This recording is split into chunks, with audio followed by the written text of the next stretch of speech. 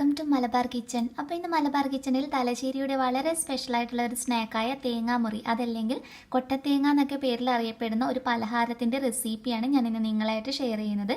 അപ്പോൾ ആരെങ്കിലും ഈ ചാനൽ പുതുതായിട്ട് കാണുവാണെങ്കിൽ, നിങ്ങൾക്ക് എൻ്റെ വീഡിയോ ഇഷ്ടപ്പെടുകയാണെങ്കിൽ തീർച്ചയായും സബ്സ്ക്രൈബ് ചെയ്യുക. സബ്സ്ക്രൈബ് ചെയ്യുമ്പോൾ അതിൻ്റെ തൊട്ടടുത്തായി കാണുന്ന ബെല്ലൈക്കൺ പ്രസ് ചെയ്യാൻ മറക്കരുത്. അപ്പോൾ മാത്രമേ ഞാൻ വീഡിയോസ് അപ്ലോഡ് ചെയ്യുമ്പോൾ നോട്ടിഫിക്കേഷൻസ് എളുപ്പത്തിൽ കിട്ടുകയുള്ളൂ. അപ്പോൾ നമുക്ക് എങ്ങനെയാണ് ഈ തേങ്ങാമുറി ഉണ്ടാക്കിയെടുക്കുന്നതെന്ന് നോക്കാം. തേങ്ങാമുറി ഉണ്ടാക്കിയെടുക്കാനായിട്ട് ഞാനിപ്പോൾ 2 മുട്ടയുടെ കണക്ക് വെച്ചിട്ടാണ് പറയുന്നത്. 2 മുട്ട നന്നായിട്ട് പുഴുങ്ങിയെടുത്ത് മാറ്റി വെച്ചിട്ടുള്ളതാണ്. പിന്നെ ഇതിനകത്തോട്ടേക്ക് നമുക്ക് ആവശ്യമായിട്ടുള്ളത് ഉരുളക്കിഴങ്ങാണ്. ഉരുളക്കിഴങ്ങ് ഞാനൊന്ന് ജസ്റ്റ് മുറിച്ചതിന് ശേഷം വെള്ളത്തിലിട്ട് നന്നായിട്ട് വേവിച്ചെടുത്തിട്ടുള്ളതാണ്. അതിൻ്റെ സ്കിന്നൊക്കെ കളഞ്ഞ് ഇതുപോലെ നമ്മളൊന്ന് ഉടച്ചെടുക്കണം. നന്നായിട്ട് തന്നെ വേവിച്ചെടുക്കുക. നന്നായി വേവിച്ചെടുത്തിട്ട് ഇതുപോലെ നമ്മൾ ശരിക്കൊന്ന് ഉടച്ചെടുക്കണം. എന്നാൽ മാത്രമേ നമുക്ക് കറക്റ്റായിട്ട് ഈ ഒരു ഷേപ്പിൽ ഉണ്ടാക്കിയെടുക്കാൻ കഴിയുള്ളൂ. ഞാനിവിടെ ഒരു ഉരുളക്കിഴങ്ങാണ് കേട്ടോ ഉപയോഗിച്ചിട്ടുള്ളത്. പിന്നെ നമുക്ക് ഇതിനകത്തോട്ടേക്ക് ആവശ്യമായിട്ടുള്ളത്, ശരിക്കും ഇതിന് നല്ലൊരു കളർ കൊടുക്കുന്നത് മല്ലിയിലയാണ്. അപ്പം ഞാൻ ഒരു കൈപ്പിടിക്ക് അത്ര മല്ലിയിലയും ഒരു 3 പച്ചമുളകും കൂടി മിക്സിയിലിട്ടിട്ട് നന്നായിട്ടൊന്ന് അരച്ചെടുത്ത് വെച്ചിട്ടുള്ളതാണ്. അപ്പോൾ അതുകൂടി മസാലയിലോട്ട് ചേർക്കുമ്പോഴാണ് നമ്മുടെ ഈ തേങ്ങാമുറിയുടെ ആ സൈഡിലുള്ള മസാല നല്ലൊരു കളർഫുള്ളായിട്ട് കിട്ടുക. അപ്പോൾ നമുക്ക് ഇനി തേങ്ങാമുറിക്ക് ആവശ്യമായിട്ടുള്ള മസാല ഒന്ന് റെഡിയാക്കിയെടുക്കാം. മസാല റെഡിയാക്കിയെടുക്കാനായിട്ട് ഒരു പാൻ വെച്ച് അത് നന്നായി ചൂടായി വരുമ്പോൾ അതിനകത്തോട്ടേക്ക് ഒരു 2 ടേബിൾ സ്പൂണിനടുത്ത് എണ്ണ ഒഴിച്ചു കൊടുക്കാം. ഞാനിപ്പോൾ വെജിറ്റബിൾ ഓയിലാണ് ഉപയോഗിക്കുന്നത്. നിങ്ങൾക്ക് വേണമെങ്കിൽ വെളിച്ചെണ്ണയിൽ വേണമെങ്കിലും ഉണ്ടാക്കിയെടുക്കാം. എണ്ണ നന്നായിട്ട് ചൂടായി വരുമ്പോൾ ഇതിനകത്തോട്ടേക്ക് ഒരു 2 വെളുത്തുള്ളിയും ഒരു ചെറിയ പീസ് ഇഞ്ചിയും കൂടി ഞാനൊന്ന് ജസ്റ്റ് അരിഞ്ഞു വെച്ചിട്ടുള്ളതാണ്. നിങ്ങൾക്ക് വേണമെങ്കിൽ പേസ്റ്റ് പോലെ അരച്ചിട്ട് അങ്ങനെ വേണമെങ്കിലും ചേർത്ത് കൊടുക്കാം. അതല്ലെങ്കിൽ ഇതുപോലെ ഒന്ന് കൊത്തി എരിഞ്ഞിട്ട് ചേർത്ത് കൊടുത്താലും മതി. ഇതിൻ്റെ കൂടെ ഒരു 2 കറിവേപ്പില കൂടി ചേർത്ത് കൊടുക്കാം. നമുക്കിതൊരു 2 മിനിറ്റ് ഒന്ന് ജസ്റ്റ് എണ്ണയിലെടുത്തൊന്ന് മൂപ്പിച്ചെടുക്കാം. വെളുത്തുള്ളി ഇഞ്ചിയൊക്കെ ഒന്ന് ആ ഒരു പച്ചമണം മാറി വരുമ്പോൾ ആ സമയത്ത് നമുക്ക് ഇതിനകത്തോട്ടേക്ക് സവാള ചേർത്ത് കൊടുക്കാം. ഒരു ചെറിയ സവാള മാത്രമേ ഞാൻ ഉപയോഗിച്ചിട്ടുള്ളൂ. അതൊന്ന് കനം കുറച്ച് അരിഞ്ഞു വെച്ചിട്ടുള്ളതാണ്. അപ്പോൾ അതുകൂടി ചേർത്ത് കൊടുക്കാം. നമ്മുടെ മസാലയ്ക്ക് ആവശ്യമായിട്ടുള്ള അത്രയും ഉപ്പൊന്ന് ആഡ് ചെയ്യാം.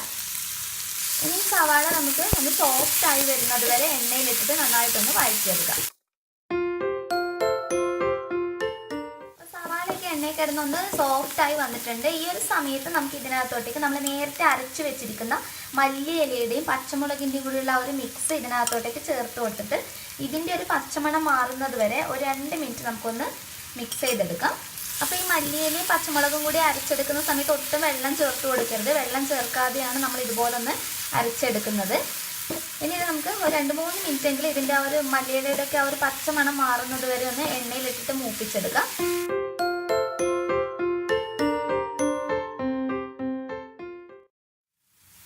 ഇനി ഇതിനകത്തോട്ടേക്ക് ഞാനൊരു 2 നുള്ളിനടുത്ത് കുരുമുളക് പൊടി ചേർത്ത് കൊടുക്കുന്നുണ്ട്. കാരണം നമ്മൾ പച്ചമുളക് ആവശ്യത്തിന് ആഡ് ചെയ്തിട്ടുണ്ട്. കുറച്ചുകൂടി ഒന്ന് നല്ല സ്പൈസി ആയിരിക്കാൻ വേണ്ടിയിട്ട് മാത്രം ചേർത്ത് കൊടുക്കുന്നതെന്നുള്ളൂ. അപ്പോൾ നിങ്ങൾക്ക് ഇഷ്ടമില്ല എന്നാണെങ്കിൽ ആ ഒരു സ്റ്റെപ്പ് അങ്ങ് ഒഴിവാക്കിയാൽ മതി. ഇതിനകത്തോട്ട് ഞാനൊരു വളരെ കുറച്ച് ഒരു 2 പിഞ്ചിനടുത്ത് ഗരം മസാല ചേർത്ത് കൊടുക്കുന്നുണ്ട്. അപ്പോൾ ഇതിനകത്തുള്ള മസാലയൊക്കെ നമ്മുടെ ഇഷ്ടത്തിനനുസരിച്ച് നമുക്ക് മാറ്റം വരുത്താം. നിങ്ങൾക്ക് വേണമെങ്കിൽ ഇതിനകത്ത് മുളക് പൊടി ചേർത്ത് കൊടുക്കാം. അതുപോലെ മല്ലിപ്പൊടിയുടെ മുളക് പൊടിയുടെ ഒക്കെ ഫ്ലേവർ ഒന്നിച്ച് ഇഷ്ടമാണെങ്കിൽ അതൊക്കെ നമുക്ക് ഒരു ഇത്തിരി വെച്ചിട്ട് ആഡ് ചെയ്യാവുന്നതേ ഉള്ളൂ. അപ്പോൾ ഞാനിതിനകത്ത് കുരുമുളക് പൊടിയും ഗരം മസാലയും ഇനി ഒരു ഇത്തിരി ചിക്കൻ മസാല കൂടി ഞാൻ ആഡ് ചെയ്യുന്നുണ്ട്. അപ്പോൾ 2 നുള്ളിൽ ചിക്കൻ മസാല കൂടി ഞാൻ ഇതിനകത്തോട്ടേക്കൊന്ന് ഒരു ഫ്ലേവർ കിട്ടാൻ വേണ്ടിയിട്ട് ചേർത്ത് കൊടുക്കുന്നുണ്ട്. അപ്പോൾ ഇതൊക്കെ നിങ്ങളുടെ ഇഷ്ടത്തിനനുസരിച്ചിട്ട് മാറ്റം വരുത്താം. അപ്പോൾ നിങ്ങൾക്ക് വേണമെങ്കിൽ ചിക്കൻ ഒന്ന് ബോൺലെസ് ആയിട്ടുള്ള എല്ലില്ലാത്ത ചിക്കൻ ഒന്ന് വേവിച്ചിട്ട് അതൊന്ന് കൈവച്ച് പിച്ചെടുത്തതിന് ശേഷം അതും ഈ മിക്സിൻ്റെ കൂടെ നമുക്ക് ആഡ് ചെയ്ത് കൊടുക്കാവുന്നതാണ്. അതല്ലെങ്കിൽ ഉരുളക്കിഴങ്ങ് മാത്രം ഉപയോഗിച്ചിട്ട് ഇതുപോലെ ഒന്ന് ഉണ്ടാക്കിയെടുക്കാം. അപ്പോൾ പൊടികളൊക്കെ അതിൻ്റെ ആ ഒരു പച്ചമണൊക്കെ മാറി വന്നിട്ടുണ്ട്. ഇനി ഇതിനകത്തോട്ടേക്ക് നമ്മൾ നേരത്തെ ഉടച്ചു വെച്ചിരിക്കുന്ന ഉരുളക്കിഴങ്ങ് ചേർത്തിട്ട് നന്നായിട്ടൊന്ന് മിക്സ് ചെയ്തെടുക്കുകയാണ് വേണ്ടത്. അപ്പോൾ ശരിക്കും ഈ ഒരു നമ്മൾ ചേർത്ത് വെച്ചിരിക്കുന്ന മസാലയൊക്കെ ആയിട്ട് നന്നായിട്ട് തവി വെച്ചിട്ട് നമുക്കൊന്ന് യോജിപ്പിച്ചെടുക്കാം.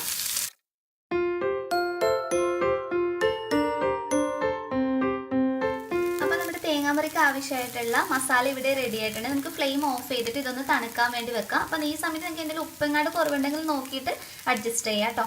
അപ്പം മസാല ഒന്ന് തണുത്ത് വരുന്ന സമയം കൊണ്ട് നമുക്ക് അതിനകത്ത് ആവശ്യമായിട്ടുള്ള കോട്ടിങ് ചെയ്യാനുള്ളതൊന്ന് റെഡിയാക്കി എടുക്കാം. അപ്പോൾ അതിനായിട്ട് ഞാനൊരു മുട്ട ഒന്ന് പൊട്ടിച്ചൊഴിച്ചിട്ടുണ്ട് ഒരു ബൗളിലോട്ട്.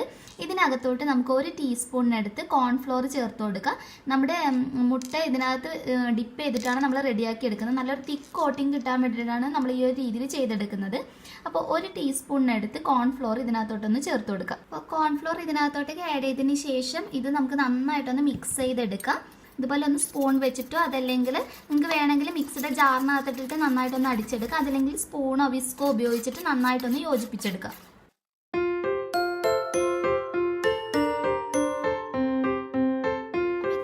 കണ്ടില്ല, ഒന്ന് മിക്സ് ചെയ്തെടുത്തിട്ടുണ്ട്. ഇനി ഇതിനകത്തോട്ടേക്ക് നമുക്ക് ആവശ്യമായിട്ടുള്ളത് ബ്രെഡ് ക്രംസ് ആണ്. അപ്പോൾ നമ്മുടെ ബ്രെഡ് പൊടിച്ചിട്ടുള്ളത്, ഇതിപ്പോൾ നിങ്ങൾക്ക് വേണമെങ്കിൽ നമ്മൾ ഈ സ്നാക്സ് ഒക്കെ ഉണ്ടാക്കുന്ന സമയത്ത് എളുപ്പത്തിൽ പെട്ടെന്ന് ഉണ്ടാക്കിയെടുക്കാൻ ഇതുപോലെ നിങ്ങൾക്ക് ഉണ്ടാക്കിയിട്ട് സൂക്ഷിക്കാവുന്നതാണ്. ഇതിപ്പോൾ ഞാൻ ബ്രെഡ് ജസ്റ്റ് ഒന്ന് ചൂടാക്കിയതിന് ശേഷം നമ്മൾ മിക്സിയുടെ ജാറിനകത്തിട്ട് പൊടിച്ച് അതിന് ശേഷം അരിച്ചെടുത്തിട്ട് ഇതുപോലുള്ള എയർ ടൈറ്റ് ആയിട്ടുള്ള ഒരു കണ്ടെയ്നറിനകത്തോട്ടേക്ക് ഇട്ട് വെച്ചിട്ടുള്ളതാണ്. ഇതൊരു 3 ആഴ്ച വരെ നമുക്ക് ഇങ്ങനെ സൂക്ഷിക്കാൻ കഴിയും. അപ്പം ഇങ്ങനെ ഉണ്ടാക്കി വെക്കുകയാണെങ്കിൽ നമ്മൾ സ്നാക്സ് ഒക്കെ ഉണ്ടാക്കി എടുക്കുമ്പോൾ കുറച്ചുകൂടി എളുപ്പമായിരിക്കും.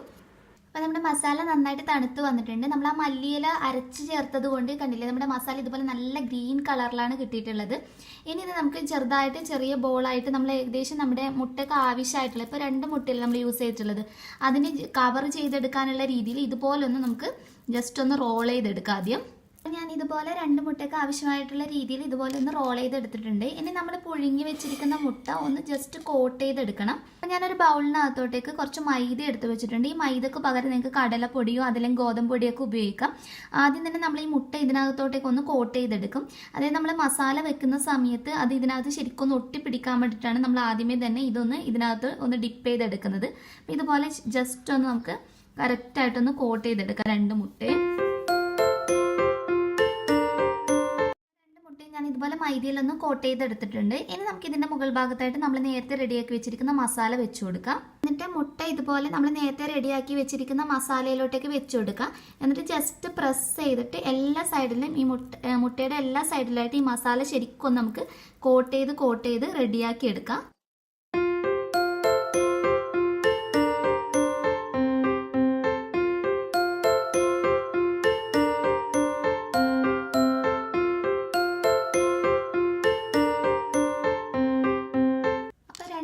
ഞാൻ ഇതുപോലെ മസാലയിൽ ശരിക്കൊന്ന് റോൾ ചെയ്തെടുത്തിട്ടുണ്ട്. ഇനി നമ്മൾ നേരത്തെ റെഡിയാക്കി വെച്ചിരിക്കുന്ന മുട്ടയുടെ മിക്സിനകത്തോട്ടേക്ക് ഇതൊന്ന് കോട്ട് ചെയ്തെടുക്കുകയാണ് വേണ്ടത്. അപ്പം മുട്ടയുടെ മിക്സിനകത്തോട്ടേക്ക് ചേർത്ത് കൊടുത്തിട്ട് ജസ്റ്റ് ഒന്ന് ഇതുപോലെ കണ്ടില്ലേ, എല്ലാ സൈഡിലും ആകുന്ന രീതിയിൽ നമുക്കൊന്ന് മിക്സ് ചെയ്തെടുക്കാം. ഇനി നമ്മളിത് പൊടിച്ചു വെച്ചിരിക്കുന്ന ബ്രെഡിനകത്തോട്ടേക്ക് ചേർത്തിട്ട് ശരിക്കൊന്ന് കോട്ട് ചെയ്തെടുക്കാം. നമുക്ക് ഒരു തവണ ഇതുപോലെ കോട്ട് ചെയ്തെടുത്തതിന് ശേഷം വീണ്ടും നമ്മൾ നേരത്തെ റെഡിയാക്കി വെച്ചിരിക്കുന്ന മുട്ടയുടെ മിക്സിനകത്തോട്ടേക്ക് നമ്മൾ, അതായത് ഡബിൾ കോട്ടിങ് ചെയ്യാണ്. ഇങ്ങനെ ചെയ്തെടുക്കുകയാണെങ്കിൽ നമ്മൾ ഉണ്ടാക്കിയെടുക്കുന്ന തേങ്ങാമുറിക്ക് നല്ലൊരു പെർഫെക്ഷൻ ഉണ്ടാകും. അപ്പോൾ ഇതുപോലെ ഒന്നുകൂടി ഒന്ന് നമുക്ക് ഇതിനകത്ത് ഡിപ്പ് ചെയ്യുക. അതിനുശേഷം വീണ്ടും നമുക്ക് ബ്രെഡിലോട്ട് ഇട്ട് കൊടുക്കാം. അപ്പം ഞാൻ വീണ്ടും ബ്രെഡിനകത്തോട്ടേക്ക് വെച്ച് കൊടുത്തിട്ടുണ്ട്. ഇനി ശരിക്കും നമ്മൾ നല്ല കറക്റ്റായിട്ടൊന്ന് കോട്ട് ചെയ്ത് ഷേപ്പ് ചെയ്തെടുക്കാം. നല്ല ഷേപ്പായി കിട്ടുന്നത് വരെ പെർഫെക്റ്റ് ആയിട്ട് തന്നെ ചെയ്തെടുക്കുക. എന്നാൽ മാത്രമേ നമ്മൾ ഉണ്ടാക്കിയെടുക്കുമ്പോൾ ശരിക്കും ആ ഒരു തേങ്ങയുടെ ആ ഒരു ഷേപ്പിൽ നമുക്ക് കിട്ടുള്ളൂ.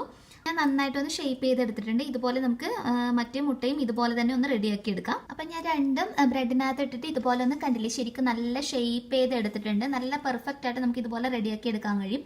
ഇനി നമുക്ക് എണ്ണയിലിട്ടിട്ടൊന്ന് ഫ്രൈ ചെയ്തെടുക്കാം. അപ്പോൾ ഫ്രൈ ചെയ്തെടുക്കാനായിട്ട് ഞാനിവിടെ ഒരു പാൻ വെച്ചിട്ടുണ്ട്. ഇത് നന്നായി ചൂടായി വന്നിട്ടുണ്ട്. ഈ സമയത്ത് ഇതിനകത്തോട്ട് നമുക്ക് എണ്ണ ഒഴിച്ചു കൊടുക്കാം. ഞാൻ വെജിറ്റബിൾ ഓയിലാണ് ഫ്രൈ ചെയ്തെടുക്കുന്നത്. അപ്പം നിങ്ങൾക്ക് വേണമെങ്കിൽ ഇങ്ങനെ ഫ്രൈ ചെയ്യുന്നതിന് പകരം ചീനച്ചട്ടിയിൽ നന്നായിട്ട് എണ്ണ ഒഴിച്ച് അതിനകത്ത് മുക്കി പൊരിച്ചെടുക്കുക തന്നെ ചെയ്യാം കേട്ടോ.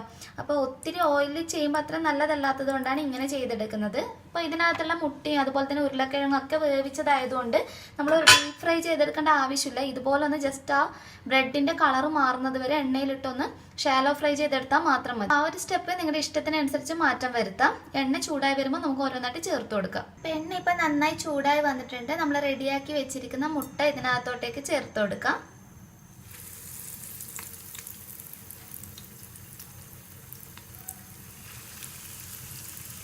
ഒരു സൈഡ് ജസ്റ്റ് കളർ മാറി വരുമ്പോൾ നമ്മൾ മറ്റേ സൈഡ് ഒന്ന് തിരിച്ചിട്ട് കൊടുക്കുക. ആ സമയത്തിന് ഇതുപോലെ ഒന്ന് എണ്ണ എല്ലാ സൈഡിലോട്ടേക്ക് ആ തിളച്ച എണ്ണ ഇതുപോലെ ഒന്ന് ഒഴിച്ചു കൊടുത്താൽ മാത്രം മതി. ഇങ്ങനെ ആകുമ്പോൾ ഒത്തിരി ഓയിലിൻ്റെ ആ ഒരു പ്രശ്നം വരുന്നില്ല. ശരിക്കും മറ്റാണെങ്കിൽ നമ്മൾ ഡീപ് ഫ്രൈ ചെയ്തെടുക്കുന്ന സമയത്ത് ഈ ബ്രെഡ് ക്രംസിലോട്ടേക്ക് ഒത്തിരി അങ്ങ് എണ്ണ കുടിച്ച് ഒരു വല്ലാത്തൊരു ടേസ്റ്റ് ആയിരിക്കും. അപ്പം ഇങ്ങനെ ചെയ്യുകയാണെങ്കിൽ കുറച്ചുകൂടി നല്ലതായിരിക്കും. കണ്ടില്ല, ഇതുപോലെ ഒന്ന് കളർ മാറി വരുമ്പോൾ തിരിച്ചിട്ട് കൊടുത്ത് എല്ലാ സൈഡും ഒന്ന് ഒരു ബ്രൗൺ കളർ ആകുന്നത് വരെ നമുക്ക് ചെയ്തെടുക്കാം.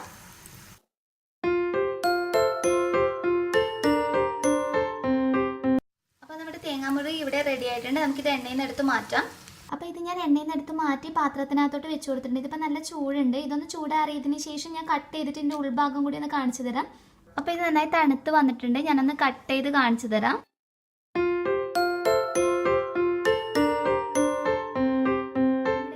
ടേസ്റ്റി ആയിട്ടുള്ള തലശ്ശേരി സ്പെഷ്യൽ തേങ്ങാമുറി ഇവിടെ റെഡി ആയിട്ടുണ്ട്. ശരിക്കും ഇത് ഒത്തിരി ഒന്നും കഴിക്കാൻ കഴിയില്ല. ഒന്ന് കഴിക്കുമ്പോഴത്തേക്ക് തന്നെ ശരിക്കും നമുക്ക് വയറ് നിറയുമെന്ന് അറിയില്ല. അത്രയും നല്ലൊരു എന്താ പറയുക മുട്ടയും മസാലയൊക്കെ ആയതുകൊണ്ട് നമുക്ക് വൈകുന്നേരങ്ങളിലൊക്കെ ഈസി ആയിട്ട് ഉണ്ടാക്കിയെടുക്കാൻ കഴിയുന്ന ഒരു പലഹാരമാണിത്. അപ്പോൾ എല്ലാവരും തീർച്ചയായും ട്രൈ ചെയ്ത് നോക്കിയിട്ട് നിങ്ങളുടെ അഭിപ്രായം അറിയിക്കണം.